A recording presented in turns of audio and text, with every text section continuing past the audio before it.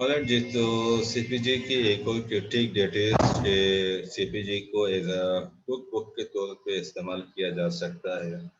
इससे कोई health care practitioners की अपनी जो उनकी कंसेप्चुअल स्किल्स हैं और उनका जो विजन है मेडिसिन के बारे में वो इंक्रीज नहीं हो सकेगा, बल्कि एक सीधी सीधी सी रेसिपी बुक रखी हुई होगी कि कैसे डायग्नोस करना है, तो किस तरह की कंडीशंस में किस तरह से ट्रीटमेंट कर देनी है आपने। फर्स्ट लाइन पे क्या है, फर्स्ट लाइन अगर फेल हो जाए तो सेकंड लाइन पे क्या रखा हुआ है, सेकंड लाइन पे नहीं है तो थर्ड लाइन पे क्या रखा हुआ है, बस ये उठा के उसको दे देना है।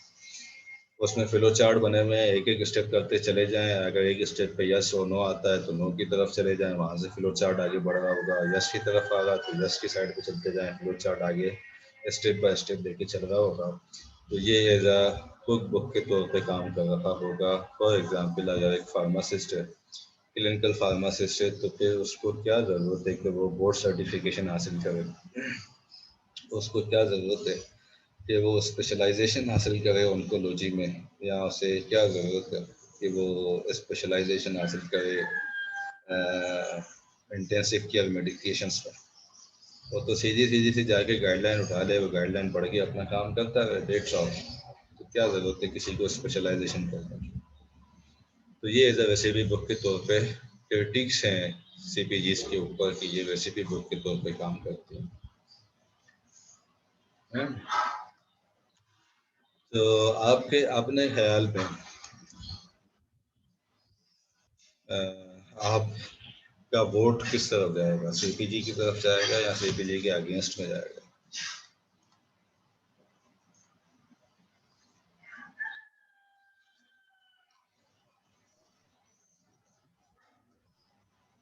सर जैसे आपने थोड़ी देर पहले कहा था कि अगर ऐसा कोई केस हो जाता है कि मतलब कि गलत मेडिकेशन चली जाती है मतलब और फिर केस बन जाता है, हम्म।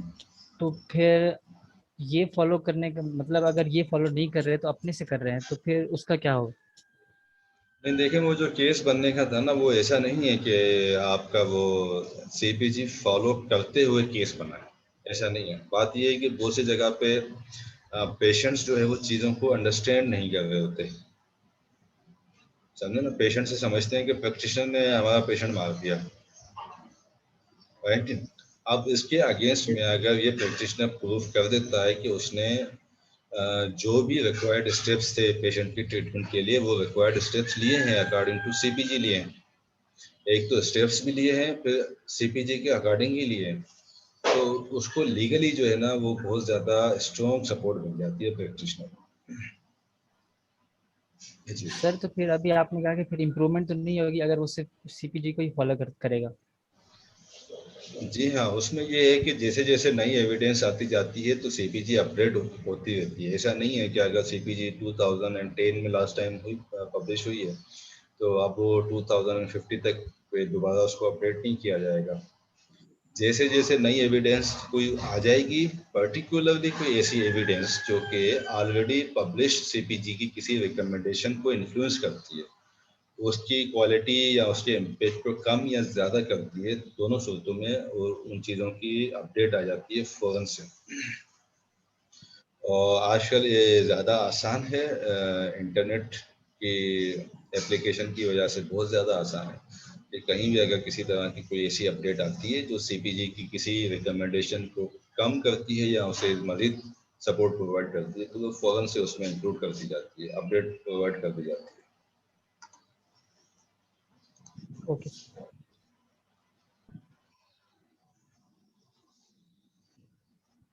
जी हिवा, आपकी आवाज़ बहुत स्लो है अगर आप बात कर रही हैं।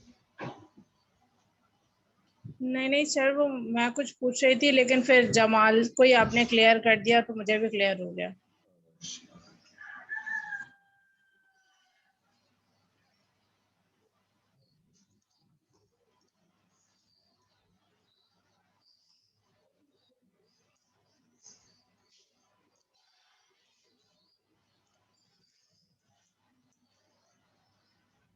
नहीं, तो यहाँ तक हम गाइडलाइंस का जो टॉपिक है हमारा शुरू करते हैं क्लोज।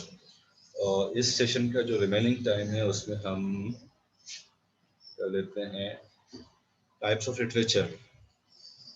यहाँ तक किसी का और कोई सवाल है?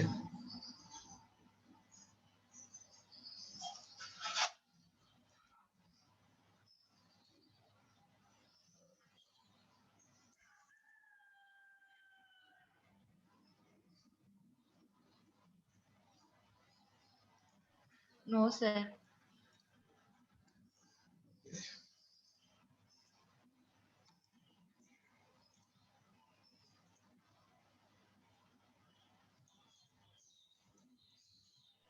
सर प्रीवियस लेक्चर के एक दो क्वेश्चन से पूछ सकता हूँ?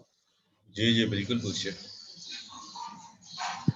सर फार्मास्यूटिकल केयर प्रोसेस जब हम पढ़े थे तो 5 स्टेप्स थे। उसके फर्स्ट कलेक्ट स्टेप था, कलेक्ट के अंदर सर एक टर्म थी रेलेवेंट हेल्थ डेटा। जी सर ये जरा बता दें। देखिए, रेलेवेंट हेल्थ डेटा से मतलब ये कि वो डेटा जो कि डायरेक्टली कोई किसी तरह से आपको ये नज़र ना आ रहा हो कि वो मेडिसन्स का है या वो उसकी डिजीज़ का डेटा है, लेकिन वो उसकी हेल्थ पेशेंट की हेल्थ कंडीशन और पेशेंट के मेडिकेशंस लेने के ऊपर वो डेटा इम्पैक्ट करता हो। ठीक है ना? मिसाल के तौर पे पेशेंट आपको ये कहता है कि मैं जो है वो रोजाना सुबह जो है वो वॉक पे निकलता हूँ, 30 मिनट्स की वॉक करता हूँ। है जी? इसका डायरेक्टली कोई ताल्लुक नहीं है मेडिकेशन से, लेकिन ये एज अ फार्मासिस्ट हमें इंडिकेट करता है कि पेशेंट का जो लाइफ स्टाइल है वो उसमें एक्टिव रहना चाहता है। राइट जी? अब अगर ठीक फॉर है। एग्जांपल एक डायबिटीज़ का पेशेंट आएगा, डायबिटीज़ का हमने देखा कि उसकी जो है ना मामूली सी आउट ऑफ कंट्रोल है ग्लूकोज, लेकिन वो इतनी ज़्यादा सिग्निफिकेंट नहीं है। अब हमने उसको रिकमेंड कर दिया कि भाई आप ऐसा किया करो कि खाना खाने के बाद 15 मिनट्स की वॉक किया करो। हमने उससे पूछा नहीं, बाद में पता चला कि वो तो ऑलरेडी 30 मिनट्स वॉक करता था। हमने उसको 15 मिनट्स की सजेस्ट कर दी। सही। सही है ना? आप इसी तरह से एक पेशेंट क्रोनिक पेशेंट है किसी डिजीज का और 5-6 सालों से मेडिसिन कंटिन्यूस लेता है। अब अगर उसके घर में किसी तरह का कोई इंसिडेंस हो जाता है, कोई कोई आ, कोई इंतकाल कर जाता है, कि उसका बहुत करीबी बंदा इंतकाल कर जाता है, तो ये साइकोलॉजिकली उस पेशेंट को डिस्टर्ब कर सकता है। साइकोलॉजिकली डिस्टर्ब करेगा, पेशेंट नॉन एडेरेंस की तरफ जाएगा, उसका दिल नहीं करेगा मेडिसिन लेने का। जितनी पंक्चुअलिटी से और पाबंदी से एक उस टाइम पे मेडिसिन वो पेशेंट लेता था, अगर इस तरह के कुछ इंसिडेंट्स हो गए उसके करीबी लोगों के साथ, तो ऑब्वियसली वो भी मेंटली डिस्टर्ब हो जाएगा, उसकी मेडिकेशंस के ऊपर इम्पेक्ट चला जाएगा। ठीक है सर। इस और तरह सर एक टर्म थी पैरामेडिक्स। से ये pre hospital emergency medical treatment कर सकते हैं सर, ये प्री हॉस्पिटल किस तरह से? तो ये हॉस्पिटल इस तरह से है कि एक फॉर एग्जांपल हमारे पास नूरी आबाद से कॉल आती है, नूरी आबाद से एक पेशेंट को पिक करता है, वहाँ पे एक इमरजेंसी का पेशेंट है। ठीक है जी? अच्छा, अब उसकी इमरजेंसी भी कुछ इस तरह की है कि वो सिविल हॉस्पिटल कराची में ही रिपोर्ट हो सकता है, उसको वहाँ पे पहुँचना है। रास्ते में कहीं कोई ऐसा हॉस्पिटल नहीं है जहाँ पर कि वो इमीडिएट जो स्टेबलाइजेशन है वो स्टेबलाइजेशन उसको किसी तरह से मिल सके। ये इतना लंबा डिस्टेंस उसने कवर करके वहाँ तक पहुँचना है। वहाँ पे एम्बुलेंस भी मौजूद है, या यहाँ से अगर एम्बुलेंस जाती है उसको बिल्कुल लेके आएगी, लेकिन वो जो 45 मिनट्स या 50 मिनट्स तक का जो ट्रेवलिंग है, इस ट्रेवलिंग के बीच में हॉस्पिटल पहुँचने से पहले उसको उसी एम्बुलेंस के अंदर स्टेबल रखा जाए, उसको कहते हैं प्री हॉस्पिटल ट्रीटमेंट। ठीक है, पैरामेडिक्स है वो उसमें एम्बुलेंस में होगा मौजूद। एम्बुलेंस में होगा। अक्सर आपने हॉलीवुड की मूवीज़ में देखा होगा कि वो वहाँ उनकी एम्बुलेंस में स्ट्रेचर भी मौजूद होती है, तो वहाँ पर उसकी ट्रीटमेंट स्टार्ट कर दी जाती है, बजाय ये कि उसको बोलें कि अभी तो तू बैठ भाई, हम पहले अपनी डॉक्यूमेंटेशन भी पूरी कर लें, बाकी भी देख लें कोई आगे पीछे और कोई पेशेंट तो नहीं है इस एक्सीडेंट में, फिर चलेंगे आस्ते आस्ते बातें करते हुए हॉस्पिटल में। आप मोबाइल में उसको डाला, वहीं पे उसकी ट्रीटमेंट स्टार्ट हो जाए, यानी कि वो जो उसका वेटिंग टाइम है हॉस्पिटल पहुंचने तक का, वो यूटिलाइज हो सके। ठीक है सर, थैंक यू। हमारे यहाँ वैसे अमूमन नहीं होता, ये पाकिस्तान में कोई इतना आपको दामन नजर नहीं आएगा, पंजाब की साइड पे आपको नजर आ सकता है जहाँ पर कि वो सर रेस्क्यू 1111 जी टू हाँ, पंजाब साइड पे है। जी जी जी जी, वो बिल्कुल इसी तरह पैरामेडिक्स का काम करती हैं। और यहाँ पर सिंध में कुछ एक सर्विसेज हैं जिनकी के निशानी ये है कि उनकी जो एम्बुलेंस है वो एक उस टाइप की होती है, हाईएस्ट टाइप की। आईएस टाइप की होती है। यस। बस। नहीं, आईएस टाइप की नहीं, डाटसन टाइप की होती है, डाटसन, अच्छा डाटसन टाइप ठीक। की उसमें। जी, तो अब आइए जी टाइप्स ऑफ लिटरेचर या types of study and types of literature. इसमें हमारे पास 3 तरह के लिटरेचर्स हैं। जितनी भी हमारे पास डॉक्यूमेंट्स या इंफॉर्मेशन जिस फॉर्म में मौजूद होती है तो उसको क्लासीफाई हम करते हैं 3 तरह के लिटरेचर्स। ये 3 तरह के लिटरेचर से हमें इंफॉर्मेशन मिलती है। ये वो इंफॉर्मेशन है जो कि बेनिफिशियल होती है पेशेंट्स के लिए भी और हेल्थ केयर प्रैक्टिशनर्स के लिए भी। हेल्थ केयर प्रैक्टिशनर्स के लिए इसलिए कि वो बल्कि दोनों के लिए ये इंफॉर्मेशन इसलिए इम्पोर्टेंट होती है कि हेल्थ केयर प्रैक्टिशनर इसी तरह के लिटरेचर से इंफॉर्मेशन को रिट्राइव करके और पेशेंट्स के बेनिफिट के लिए उसको इम्प्लीमेंट करता है। जो हमने प्रीवियस सेशंस में देखा था कि हमने इंफॉर्मेशन को एक्वायर करना होता है, तो वो information depending on the practice scenario हम 3 तरह के लिटरेचर से वो इंफॉर्मेशन एक्वायर करते हैं। वो इंफॉर्मेशन या वो लिटरेचर्स टर्शरी लिटरेचर्स हैं, सेकेंडरी लिटरेचर्स हैं और प्राइमरी लिटरेचर हैं। सबसे ज़्यादा जो क्वांटिटी मौजूद होती है जब हम बात करते हैं साइंटिफिक लिटरेचर की, ये इसमें एक तो ये बात याद रखिएगा कि इसमें कोई जो दूसरा लिटरेचर जो अदबी लिटरेचर जिसको हम कह सकते हैं वो इसमें शामिल नहीं है। हम ये साइंटिफिक लिटरेचर की यहाँ पे बात कर रहे हैं। इसमें प्राइमरी लिटरेचर जो है वो बेस बनाता है बाकी दोनों लिटरेचर्स के लिए।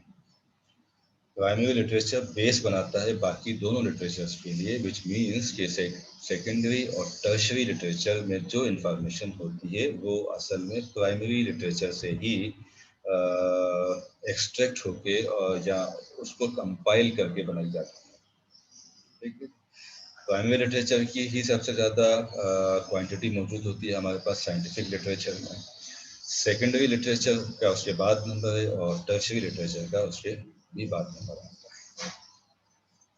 सिंपली स्पीकिंग, अगर हम सिंपली इसको कहें तो हम ये कहते हैं कि प्राइमरी लिटरेचर दरअसल साइंटिफिक आर्टिकल्स होते हैं।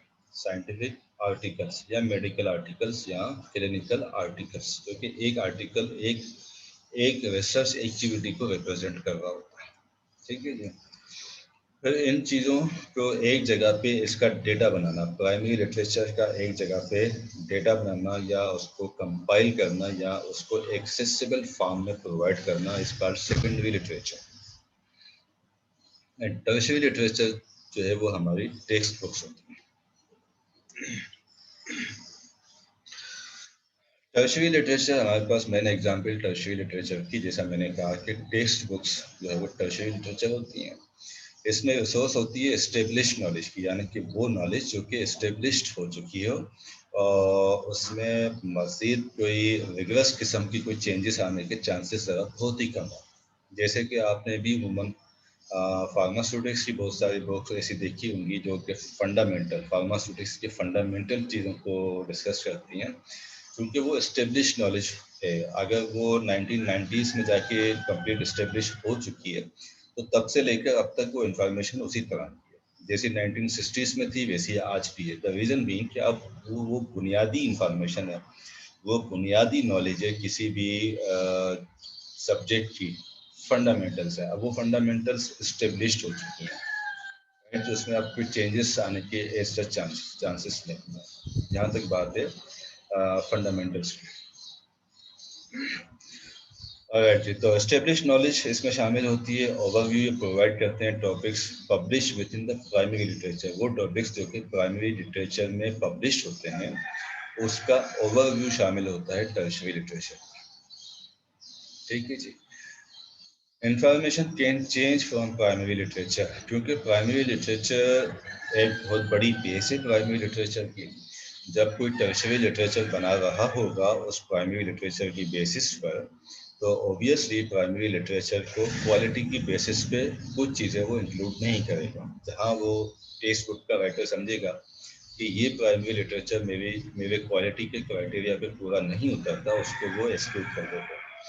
अगर हम जाके उस प्राइमरी लिटरेचर को ओपन करेंगे और वो हमें टेक्स्ट बुक पे नहीं मिलेगा, तो इस तरह से हमें वो थोड़ा सा चेंज नज़र आ सकता है कि जी प्राइमरी में कुछ और लिखा हुआ है और टर्शरी में कुछ और लिखा हुआ है। उमूमन टर्शरी लिटरेचर में स्टेब्लिश्ड नॉलेज जो है वो रखी जाती है, और प्राइमरी लिटरेचर में अमूमन जो है वो एक्सपेरिमेंट्स एक तरह से होते हैं। ठीक है जी, एक नया एक्सपेरिमेंट किया हो, एक नई स्टडी की हो, उनके रिजल्ट उसमें आते हैं प्राइमरी लिटरेचर। इसकी एग्जाम्पल्स हमारे पास टेक्स्ट बुक्स हैं, जैसे कि pharmacotherapy, pathophysiological approach, drug information handbook, hospital pharmacology के और इसी तरह के दूसरे कंपेंडिया, फुल टेक्स्ट डेटाबेसेस जैसे कि माइक्रोमेडिक्स है हमारे पास आगे।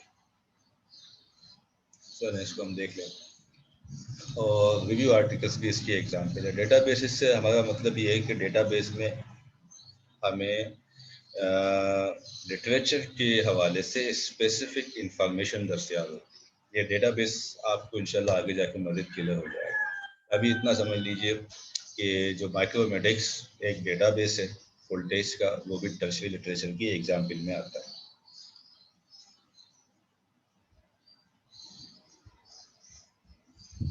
जी ओके जी, तो अब सपोज कीजिए कि हमसे एक डायरेक्टर ने पूछा है, इंफॉर्मेशन उसने मांगी है कोई एटोपिक डर्मेटाइटिस में।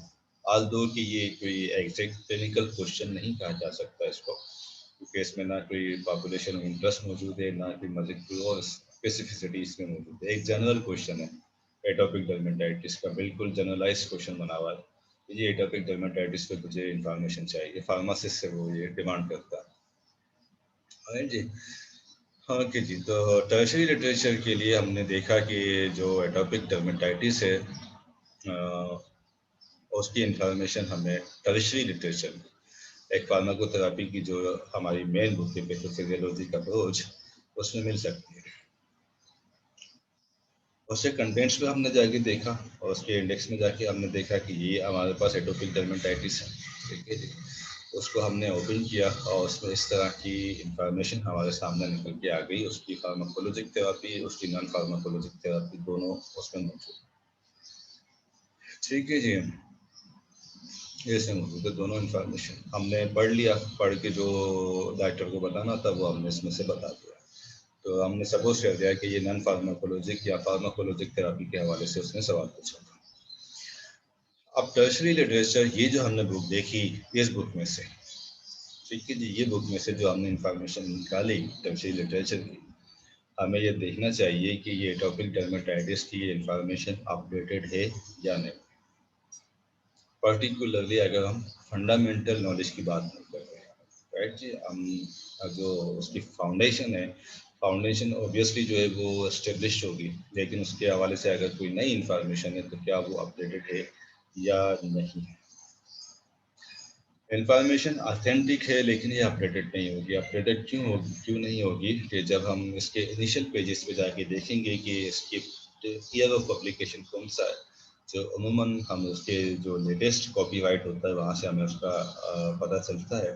तो ये 2011 की पब्लिकेशन है। इसका मतलब ये हुआ कि 2011 के बाद जो इंफॉर्मेशन जनरेट हुई है एटोपिक डर्मेटाइटिस के हवाले से, वो इंफॉर्मेशन इस बुक में हो ही नहीं सकती,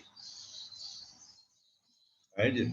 जो इंफॉर्मेशन इसमें मौजूद है वो है ऑथेंटिक, इसकी ऑथेंटिसिटी पे कोई शुबा नहीं है, क्योंकि फार्माकोथेरेपी की जो फील्ड है उसमें ये लीडिंग बुक है, ये एस्टेब्लिश्ड है बात, इसलिए इसकी ऑथेंटिसिटी पे कोई शक नहीं है।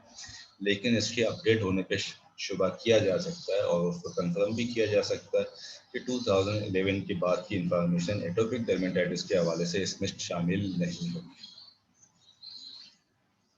राइट जी, इसी तरह से अगर हम देखें 9th एडिशन तो वो 2014 का है, 10th एडिशन जो है 2017 का है, और 11th एडिशन जो है 2020 का है। इसका मतलब ये है कि अगर हम एटोपिक डर्मेटाइटिस की बात कर रहे हैं तो उसके हवाले से जो लेटेस्ट इंफॉर्मेशन शामिल जिस एडिशन में हो सकती है वो एक्सपेक्टेड है हमारे पास 11th एडिशन, जो कि 2020 में पब्लिश हुआ। हम अभी 21 में मौजूद हैं, ये 2020 की पब्लिकेशन, राइट। तो टर्शरी लिटरेचर में हमें एक चीज़ ये देखनी होती है कि वो कब अपडेट हुई है, और पर्टिकुलरली जब हम फार्माकोथेरापी की बात करते हैं तो फार्माकोथेरापी में हमें अमूमन अपडेटेड नॉलेज चाहिए होती है, अमूमन हमें अपडेटेड नॉलेज चाहिए होती है, क्योंकि थेरापी के हवाले से चीज़ें और उनके रिकमेंडेशंस या रिजल्ट्स जो है वो चेंज होते रहते हैं, अपडेट होते रहते हैं। इसलिए हमें फार्माकोथेरापी में पर्टिकुलरली अपडेटेड इंफॉर्मेशन रिक्वायर्ड होती है, ख़ास तौर पे अगर हमने डिसीजन लेना हो उस इंफॉर्मेशन पर। देखें, एक तो चीज़ ये है कि आपने पढ़ना है, तो इस लेवल पे हम ये एक्सपेक्ट कर सकते हैं कि जी आप 11 से पढ़ लें, आप 10 से पढ़ लें, आप 9 से पढ़ लें, जो एज अ स्टूडेंट आपको किसी टॉपिक की कंसेप्ट क्रिएट करने में हेल्प आउट कर सकता है, वो ये तीनों चारों एडिशन कर सकते हैं। 2014 से पुराना एडिशन भी कर सकता है, लेकिन अगर उस इंफॉर्मेशन की बेस पे किसी पेशेंट का डिसीजन मेकिंग करनी है तो उसके लिए ये इंश्योर करना है कि अपडेटेड इंफॉर्मेशन मिल सके। राइट जी, फार्मा गाइड्स वगैरह भी टर्शरी लिटरेचर की एग्जाम्पल्स में आती हैं, ये हम बात कर चुके हैं कि टर्शरी लिटरेचर में आती हैं फार्मा गाइड्स भी।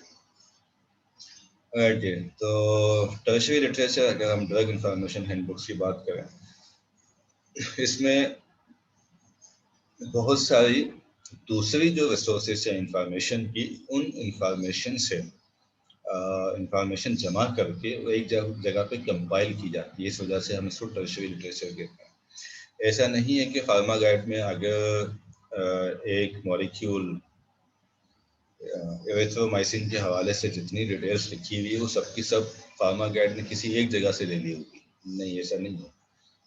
उसके different side effects different articles में रिपोर्ट हुए होंगे, उसके adverse drug reactions different articles में रिपोर्ट हुए होंगे, उसकी इंडिकेशंस डिफरेंट आर्टिकल्स में रिपोर्ट हुई भी होंगी। तो उसकी अपनी जो बनाने वाली कंपनी है, ब्रांड कंपनी, उसकी उसके जो मटेरियल है वहाँ पे रिपोर्ट हुई होगी। तो इसलिए हम इसको टर्शरी लिटरेचर कहते हैं। ड्रग इंफॉर्मेशन हैंडबुक्स रिलायबल और जो एसेंशियल इंफॉर्मेशन होती है उस प्रोडक्ट के हवाले से, मॉलिक्यूल के हवाले से, वो प्रोवाइड करते हैं। क्विकली उसको एक्सेस किया जा सकता है। प्रिस्क्राइबिंग में पर्टिकुलरली ये प्रिस्क्राइबिंग में भी हेल्प आउट करती है। ट्रेड इंफॉर्मेशन भी इसमें मौजूद होती है, थेराप्यूटिक, ये तो चीज़ें यकीनन आपको पता है, आपने देखा ही होगा ना। ड्रग इंफॉर्मेशन हैंडबुक आप लोगों ने किया हुआ, डील किया हुआ, इसको एनकाउंटर हुआ हुआ आपका इससे?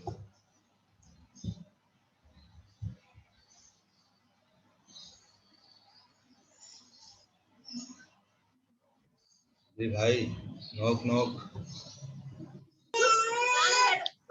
Yes sir. ठीक है। तो उसमें आपको पता है कि इसमें ये सारी चीज़ें एक प्रोडक्ट के हवाले से उसकी indication, doses, कंट्रा indication, precautions, interaction, ये सारी इंफॉर्मेशन उसमें मौजूद होती है, और इसको हर साल जो है वो अपडेट किया जाता है। हर साल इसका नया एडिशन मार्केट में आता है। हाँ राइट जी, तो माइक्रोमेडिक्स की हमने बात की थी। ये एक वेब एप्लीकेशन एक्सेस है जो कि क्लिनिकल नॉलेज प्रोवाइड करती है किसी गिवन टॉपिक के हवाले से। क्लिनिकल नॉलेज किसकी? मेडिकेशन की, डिजीज की एंड टॉक्सिकोलॉजी की मैनेजमेंट की। ठीक है जी। फार्मोलॉजी मैनेजमेंट में भी ये डेटाबेस हेल्प आउट करता है, पेशेंट कनेक्ट करने में भी हेल्प आउट करता है। हमारे यहाँ कितना अप्लाई होता है आई एम नॉट श्योर, लेकिन बहुत सारे इस तरह के डेटाबेसेस हैं और हर कोई अपनी अपनी पसंद के अकॉर्डिंग जो जहाँ कंफर्टेबल हो, जहाँ उसको रीड कर सकता हो चीज़ों को, इस तरह के डेटाबेसेस पे अगर अफोर्ड कर सकता है तो वो प्रैक्टिशनर एक्सेस रखता है लास्ट में। ठीक है जी। इंटरनेट बेस्ड है, इंटरनेट से चल रहा होता है। हम लॉगिन करेंगे, लॉगिन करने के बाद हमने कोई ड्रग सर्च की तो उस ड्रग की जितनी इंफॉर्मेशन जैसे हमारे पास वहाँ मौजूद है फार्मा गाइड में, उसी तरह से यहाँ पर जो है वो अवेलेबल होती है उसकी। लेकिन ख़ास बात ये है कि फार्मा गाइड में हमें 1 साल का इंतज़ार करना पड़ता है उसके अपडेट होने का। जबकि माइक्रोमेडिक्स में वो कोई इंफॉर्मेशन जब नई जनरेट होती है उसके हवाले से तो वो फ़ौरन से अपडेट कर दी जाती है चूँकि ऑनलाइन सिस्टम है। तो डिजीज टॉक्सिकोलॉजी, अल्टरनेटिव मेडिसिन्स, कोई सर्टेन प्रोसीजर्स के हवाले से, कंडीशंस के हवाले से, सर्जरी के प्रोसीजर करने के हवाले से भी सारी डिटेल्स इसमें मौजूद होती है जो टॉपिक हम इसमें सर्च करते हैं। ये भी हमारे पास टर्शियरी लिटरेचर की एग्जाम्पल है। मजीद हमारे पास टर्शियरी लिटरेचर की क्या एग्जाम्पल है, ये एक डिटेल टेबल आपके सामने आ रही है। इसमें आपको सिर्फ वो एग्जाम्पल्स याद रखनी है जो कि आपने यकीनन, मैं ये समझता हूँ कि आपको यकीनन उसका पता होगा और ओरिएंटेशन आपकी उससे हुई भी होगी। सिर्फ वो एग्जाम्पल आपको पता होनी चाहिए कि ये चीज़ टर्शियरी लिटरेचर की एग्जाम्पल है। ठीक है जी। तो फार्मूलेज और डायरेक्ट इंफॉर्मेशन हैंडबुक्स हम देख रहे हैं कि ये उसमें है, टर्शरी में आ रही है। ठीक है, मार्टिनडेल दी एक्स्ट्रा फार्माकोपिया, ये एग्जाम्पल आपको पता होनी चाहिए कि टर्शरी में आती है। ठीक है जी। फिजिशियंस डेस्क रेफरेंस इसी तरह से जैसे कि फार्मासिस्ट के लिए ड्रग इंफॉर्मेशन हैंडबुक, इसी तरह से फिजिशियन के लिए फिजिशियंस डेस्क रेफरेंस नाम की इसी तरह की एक जो है वो मैनुअल पब्लिश होता है। ठीक है, ये अमेरिकन ड्रग इंडेक्स भी, ड्रग टॉपिक रेड बुक भी, ये सारे टर्शरी में हैं। यूएसपीज भी जो है वो टर्शरी में जाती हैं, यूनाइटेड स्टेट्स फार्माकोपिया वगैरह टर्शरी हैंडबुक में जाती हैं। ड्रग इंटरेक्शन हैंडबुक्स हो गई, ड्रग इंटरेक्शन की बुक्स हो गई। एविसंस प्रिंसिपल फॉर इंटरनल मेडिसिन बहुत पॉपुलर बुक है एमबीबीएस वालों के लिए। अच्छा जी, Goodman and Gilman's pharmacological basis of therapeutics, यकीनन आप इसको पढ़ के आए हैं, ये भी टर्शरी लिटरेचर की एग्जाम्पल है। राइट, फार्माकोथेरापी या पैथोफिजियोलॉजिक अप्रोच, इसको हमने बाकायदा इसके जो है वो कवर टाइटल्स के साथ इसको देख लिया है। राइट जी, Remington science and practice of pharmacy, ये भी आपके लिए कोई नई बुक नहीं है, ये भी टर्शरी की एग्जाम्पल। इसमें से सिर्फ मैंने आपको टर्शरी बुक्स की एग्जाम्पल्स देना चाहिए, इसमें और कोई चीज़ आपके लिए जो है वो ज़रूरी नहीं है सिवाय इसके लिए कि इसको आप एक नज़र देख लेंगे कि कौन कौन सी बुक्स हैं, कौन कौन सी चीज़ें हैं जो कि टर्शरी लिटरेचर के क्राइटेरिया पे फॉलो होती हैं, उससे आपको टर्शरी लिटरेचर की नेचर का जो है वो आइडिया हो जाएगा। ठीक है जी। और चंद एक जो कि आपने अभी तक अपनी स्टडी लाइफ में एनकाउंटर कर रखी होंगी, उनकी एग्जाम्पल्स आपसे पूछी जा सकती हैं एग्जाम में। यहाँ पे मैंने आपको वो मार्क भी करके दी। अच्छा, अब टर्शरी लिटरेचर में हमने बात की थी कि रिव्यू आर्टिकल जो है, रिव्यू आर्टिकल भी टर्शरी लिटरेचर की एग्जाम्पल में आता है। ये रिव्यू आर्टिकल हम ढूंढ सकते हैं इंटरनेट से, पर्टिकुलरली जो हमने बात की थी पबमेड की। ठीक है, ये हमारा आपके सामने पबमेड का एक पेज खुला हुआ है। ऑब्वियसली इसका ये स्नैप जो है मैंने लास्ट ईयर लिया था, अभी जो इस स्नैप में चीज़ें मौजूद हैं हो सकता है कि वो एज इट इज़ अभी अगर इस सेशन के बाद आप सर्च आउट करें तो एज इट इज़ नहीं आएंगी। द रीज़न बीइंग कि ये प्रेजेंटेशन 1 साल पुरानी है, लास्ट ईयर यही प्रेजेंटेशन इसी तरह से यूज़ की गई थी। राइट, और ये रिकॉर्डिंग के लिए यूज़ की गई थी, इसलिए ये ज़रा कहीं कहीं पे थोड़ी सी मुझे खुद भी अजीब लगने लगती है, क्योंकि इसको मैं इंटरेक्टिव सेशन के हिसाब से इसे मैंने अपडेट नहीं किया। राइट जी, तो पबमेड गवर्नमेंट पे गए, हमने जाके यहाँ पे सर्च किया एटोपिक डर्मेटाइटिस थेरेपी। अगर हम ये सपोज कर लेते हैं कि जो हमारे पास वो बुक जो है ज़रा पुरानी है, तो हम चाहते थे कि ज़रा अपडेटेड इन्फॉर्मेशन देख लें, तो हम पबमेड पे आ गए। पबमेड पे आके हमने सर्च किया atopic dermatitis therapy, atopic dermatitis therapy. जब एटोपिक डर्मेटाइटिस थेरेपी पे हमने सर्च किया तो हमारे पास कोई थाउजेंड्स ऑफ रिजल्ट निकल के आ गए, थाउजेंड ऑफ रिजल्ट। यहाँ जो रिजल्ट नजर आ रहा है वो असल में फिल्टर हुआ हुआ है, इसलिए कम है, अदरवाइज थाउजेंड्स ऑफ आर्टिकल्स इसमें सामने निकल के आ जाएंगे। अब यहाँ इसके लेफ्ट साइड पैनल पे मजीद फिल्टर दिया हुआ होता है कि हमें कौन से आर्टिकल्स चाहिए। जैसे कि एक क्लिनिकल ट्रायल है, एक रिव्यू है, जब कस्टमाइज पे हम क्लिक करेंगे तो मजीद स्टडी टाइप्स ओपन हो जाएंगे। हम चूंकि रिव्यू आर्टिकल की अभी बात कर रहे हैं तो मैंने इस पर रिव्यू का सिलेक्ट कर लिया, फ्री फुल टेस्ट का सिलेक्ट कर दिया कि जी मुझे फ्री फुल टेस्ट में जो अवेलेबल है वो दिखा दें। अगर मैं डेट वाइज भी देखना चाहूँ कि लास्ट 5 ईयर्स के दिखाओ, लास्ट 10 ईयर्स के दिखाओ, तो वो यहाँ से मुझे दिखा देगा। ठीक है जी, बहरहाल अब ये 2 फिल्टर्स मैंने लगा दिए कि रिव्यू चाहिए, फ्री एक्सेस चाहिए, ठीक है जी। और हमारे पास 578 आर्टिकल्स आ गए जो किसी न किसी तरह से एटोपिक डर्मेटाइटिस थेरेपी को डिस्कस करते हैं। कहीं ना कहीं ये कीवर्ड उसमें शामिल जरूर है, ठीक है जी। मैंने मज़ीद आगे किया, नीचे जब मैं इसको मैंने स्क्रॉल डाउन किया तो ये मेरे पास मौजूद है। इसमें से मैंने सेलेक्ट किया कि जी मैं कौन सा आर्टिकल ओपन करके पढूं। मैं सपोज करते हैं कि हमारे पास जो थेरेपी बतानी थी एटोपिक डर्मेटाइटिस की वो ओल्डर एडल्ट्स में बतानी है, ओल्डर एडल्ट्स, ठीक है जी। तो मैंने ये आर्टिकल सेलेक्ट कर दिया कि ये 2020 का पब्लिश हुआ हुआ, 2020 में पब्लिश हुआ। तो लास्ट ईयर जब ऑब्वियसली मैंने ये स्टेप लिया था तो ये स्टडी 3 या 4 दिन पहले की पब्लिश हुई थी। वन ऑफ द यानी कि रिसेंट स्टडी में उसको कह सकता था। ये स्टडी मैंने सेलेक्ट कर दी कि जी मैंने ये पढ़नी है, ओके। इसको मैंने ओपन किया। यहाँ पे जब मैं इसको क्लिक करूँगा तो ये क्लिक करके मेरे पास जो स्टडी खुली है उसके कुछ स्नैपशॉट मैंने यहाँ पे ले लिए हैं कि इसमें कितनी डिटेल्ड इंफॉर्मेशन और अपडेटेड इंफॉर्मेशन के साथ इसमें मौजूद होगी, अपडेटेड इंफॉर्मेशन, ठीक है जी। और बेसिक ट्रीटमेंट क्या है वो भी बताया हुआ है कि जी बेसिक ट्रीटमेंट क्या है, एडिशनल ट्रीटमेंट ऑप्शंस क्या हैं वो भी इसमें बताया हुआ है। इसके अलावा ट्रीटमेंट ऑप्शंस क्या हैं और न्यू ड्रग्स कौन सी आ गई हैं एटोपिक डर्मेटाइटिस के लिए, वो भी इस आर्टिकल में बताया हुआ है। तो रिव्यू आर्टिकल टर्शरी लिटरेचर की ही एक एग्जाम्पल है जो एक स्पेसिफिक टॉपिक के ऊपर डिटेल्ड इंफॉर्मेशन प्रोवाइड करती है। जैसे कि टेक्स्ट बुक है तो टेक्स्ट बुक तो पूरी फार्माकोथेरेपी की है ना, सिर्फ एटोपिक डर्मेटाइटिस की तो नहीं है। उसमें तो एक लिमिटेड स्पेस मौजूद है जिसमें कि उसने एटोपिक डर्मेटाइटिस को डिस्कस किया है, ओके। जबकि रिव्यू आर्टिकल डेडिकेटेड है एटोपिक डर्मेटाइटिस से और उसने अपडेटेड इंफॉर्मेशन भी यहाँ पे हमें प्रोवाइड कर दी होगी। जब इस रिसर्चर ने इस ऑथर की टीम ने जब ये आर्टिकल लिखा होगा उस वक्त की जो भी अपडेटेड इंफॉर्मेशन जनरेट हुई भी होगी वो इसमें उसने इंक्लूड कर दी होगी एटोपिक डर्मेटाइटिस के लिए, ठीक है। इसी तरह से मजीद और जाके और भी अगर मैं देखना चाहूँ, अगर मैं इस आर्टिकल से सेटिस्फाई नहीं होता कि मुझे इसकी लैंग्वेज समझ में नहीं आ रही, मैं पढ़ नहीं पा रहा उसको या कोई और चीज़ में चाहता हूँ, तो उसी हवाले से मेरे पास 578 ऑप्शंस हैं। थोड़ी सी मुझे ऑब्वियसली सर्चिंग मजीद करनी पड़ेगी, चीज़ें ओपन करके देखनी पड़ेगी कि किसमें क्या चीज़ मौजूद, ठीक है जी। बेनिफिट्स क्या हैं और लिमिटेशंस क्या हैं जी टर्शियरी लिटरेचर के। टर्शियरी लिटरेचर इजीली एक्सेसिबल है, इजीली एक्सेसिबल है, आसानी से एक्सेस किया जा सकता है, राइट। और दूसरा ये कि concise and logical flow of information उसमें मौजूद होता है। जो उसमें हेडिंग्स और सब हेडिंग्स बनी हुई होती हैं वो बहुत लॉजिकल अंदाज में बनाई जाती हैं।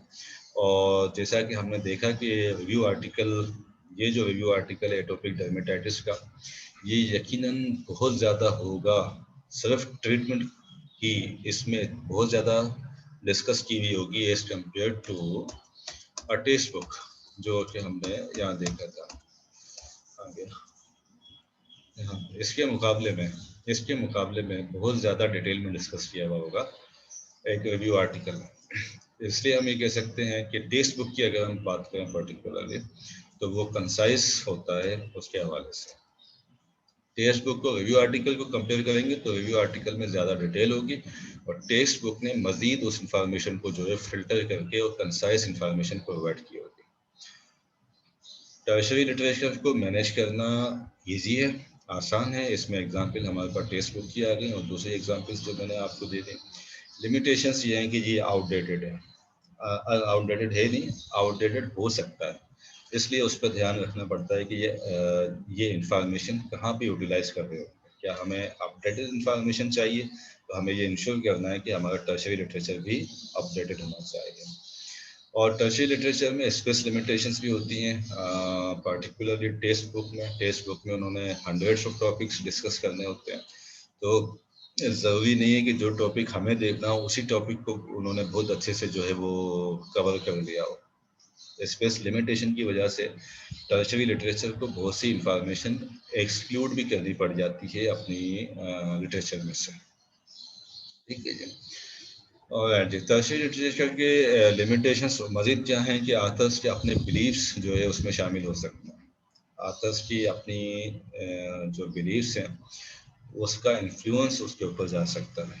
जो रिकमेंडेशंस वो टेक्स्ट बुक में प्रोवाइड कर रहा है उसके अपना इन्फ्लुएंस उस पर जा सकता है, इसलिए उसको भी कंसिडर करना है। लेकिन क्या है कि हम किसी तरह की सर्चिंग करना उसमें आसान नहीं है, सर्चिंग नहीं कर सकते हम। सॉरी, मज़ीद लेकिन उसकी ये है कि हो सकता है कि उसकी जो सर्चिंग की गई है उस टॉपिक के लिए, फॉर एग्जांपल एटोपिक डर्मेटाइटिस, जब पैथोफिजियोलॉजिक अप्रोच वाली बुक ने एटोपिक डर्मेटाइटिस के लिए मटेरियल सर्च करना चाहा हो तो उस वक्त उसके पास सर्चिंग की क्या कैपेसिटीज़ मौजूद होंगी, क्या उसने एटोपिक डर्मेटाइटिस के हवाले से मौजूद जो मटेरियल है उसको अच्छे से सर्च आउट किया है, सारी की सारी जो इन्फॉर्मेशन एटोपिक डर्मेटाइटिस से रिलेट हो सकती थी वो सारी की सारी इंक्लूड की है उसने अपने क्वालिटी क्राइटेरिया में या नहीं, या ऐसा तो नहीं है कि वो उसके पास आ ही ना सकी हो, ये उसकी लेकिंग्स हो सकती है।